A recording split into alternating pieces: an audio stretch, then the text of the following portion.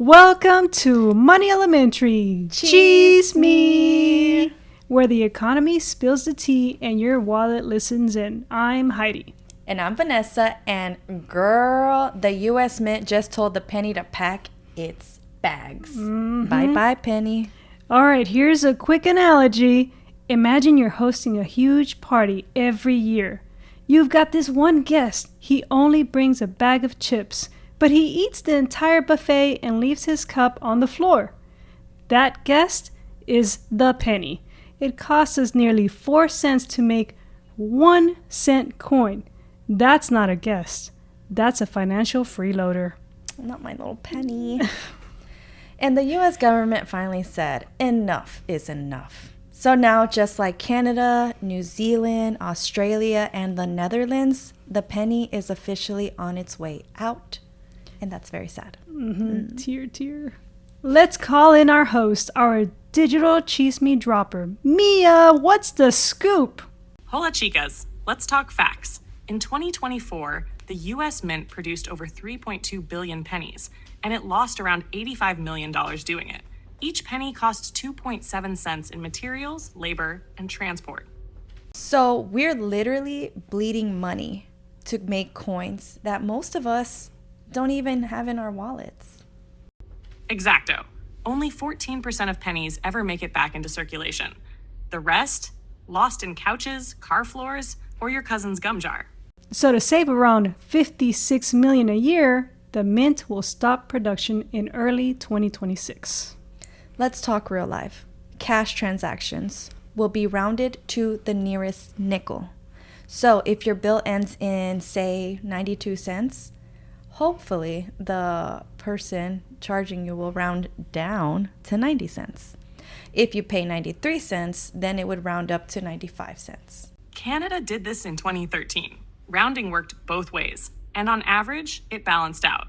But there were concerns. So let me guess. People thought stores would round up every time? Bingo. And while most retailers followed fair rules, some consumers, especially low-income and older folks, felt disadvantaged. Why? Because they use cash more often, while the rest of us swipe or tap. Now here's the drama people didn't really expect. Charity jars, less coin drop, fewer micro donations, small businesses, they had to update registers, point of sale systems, and train staff on rounding. And vending machines, some had to be recalibrated to skip pennies. And also collectors. Some older pennies are now hot on eBay. And don't forget about psychology. That $4.99 becomes $5, which, let's be honest, it just feels more expensive. Okay, but here's the twist. Doesn't this mean we'll need way more nickels, dimes, and quarters? C. Pero short-term only. After Canada removed the penny, they minted more nickels for a while. But over time, total coin use went down thanks to digital payments. Wait, but isn't the nickel even more expensive to make? About 14 cents per nickel. So long-term, there's pressure to rethink the nickel next. This isn't just about coins. It's a shift toward digital money. Is the penny's death the beginning of the end of cash? Not completely, but it's a sign. Major U.S. banks are already piloting digital dollar stablecoins, trying to get ahead of crypto and modernize payment systems. Removing the penny nudges us closer to a cash-optional economy. But here's the ChisME that creates a digital divide. Those without access to tech or banking could be left behind unless policies adapt. So we're not just talking about a coin. We're talking about who gets to fully participate in the economy. And wait, before we go, what about all the pennies people have at home? I've got like 3 jars here. Great question. Pennies will still be legal tender even after production stops. That means you can spend them, deposit them, or cash them in at banks and coin kiosks like Coinstar. I'm a huge, I don't know if you remember, but I used to collect pennies when I was younger. Yeah, I remember, yeah. And I still have all. Which eBay, watch out. I'll come in with my collection. And hey, if you've got any rare or old pennies, especially ones from before 1982, they're worth more than a cent in copper value. Coin collectors might pay real money. Well, don't toss them. Use them or roll them up and take a trip down memory lane at the bank. Go old school. Go to the bank. Talk to a person. Yeah. Now it's time for the recap. So the U.S. is phasing out the penny by early 2026 because it costs more to make than it's worth, about 2.7 cents per penny. Cash purchases will round to the nearest nickel, just like in Canada and New Zealand. Well, let's fancy us. Most people won't notice a change, but those who rely heavily on cash are gonna feel it. Businesses will need to update their POS systems, and charities may see fewer coin donations. Some vending machines and older registers might need upgrades. Your old pennies are still legal. You can spend them, roll them up, or even sell rare ones to collectors. Mm-hmm.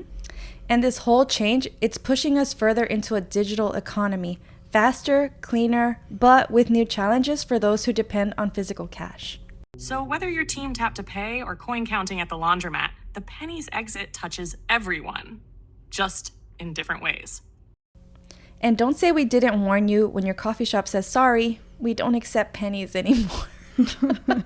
Well, now Who brings pennies to a coffee shop, though? Nobody even takes cash anymore. A lot of times you just see that sign, right? So that, going completely digital, I think is, we're on the way there. That's it for this week's ChisME. Whether you're counting coins or counting clicks, keep your financial game strong. I will remember you. Will you remember me? Don't let your life pass you by. Weep not for the memories of the penny.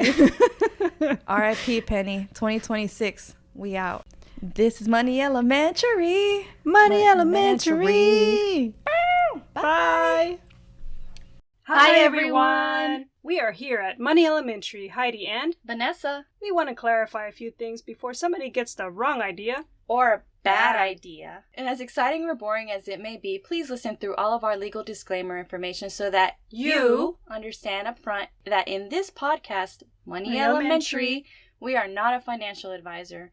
If you need advice, go to your accountant, CPA, stockbroker, real estate agent, psychiatrist, psychologist, loan officer, therapist, financial advisor, or a credit analyst. Nothing said during Money Elementary episodes should be construed as advice.